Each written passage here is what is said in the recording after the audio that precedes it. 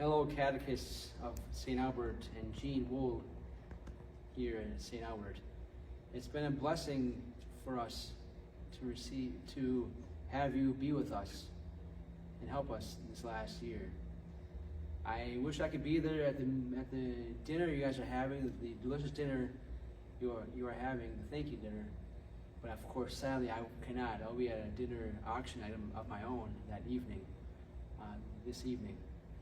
But I wanted to give you a little thank you from me, as the priest here at St. Albert, but also from all of us as staff and all of us here at St. Albert. Thank you, Catechists, for your work you put in your hard work, your many unseen hours of preparing lessons and doing other things like that for our youth, our kids here at St. Albert with TLC. It's been a beautiful blessing for me to see you do this over this past years, I should say, and because it helps me to appreciate my own gift to the priesthood that I have. You know, when I see people pouring themselves out as you have done for our parish here at St. Albert, it helps me to realize that I'm not alone in this gift of teaching people the faith. And we need you, catechists, here at St. Albert. It's been a blessing, like I said. It helps me appreciate the gift of teaching. It also shows me that we have a lot of work to do. We have a lot of work around here to do when it comes to catechizing our youth. And you, catechists, have done your part this year, helping us make that possible for our young people. Our young people need the gospel. They need Jesus Christ in a special way, more so, I would say, than any other generations in the past. This generation of young people are being tempted, are being brought into things in the classrooms of the public schools, other places in the world that we have never seen before as a people, as a culture. And it's this reason why we need ever more to be fervent in our desire to teach, in our bringing forth the gospel, the message of the good news, Jesus Christ himself, to these young people.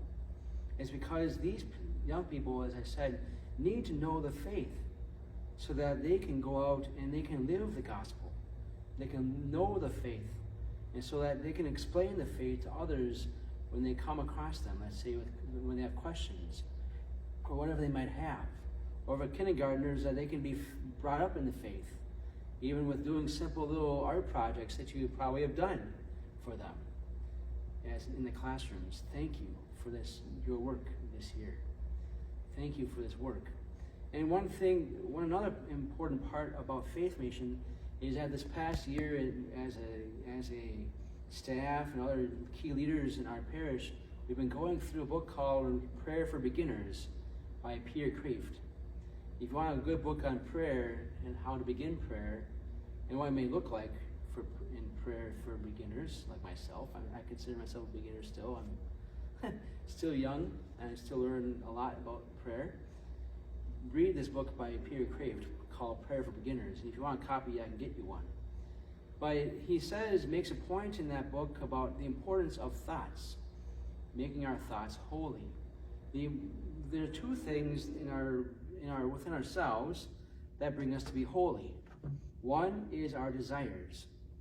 If we have holy desires directed toward Jesus, loving people and loving God with our whole minds, hearts, and souls, that'll bring us to be holy in our will. We have our will. Then we also have the power of the intellect. We have the power of knowing. And with our thoughts, those things need to be directed to the Lord as well. And they need to be directed to good, holy things too. And it's this reason why catechesis is so important.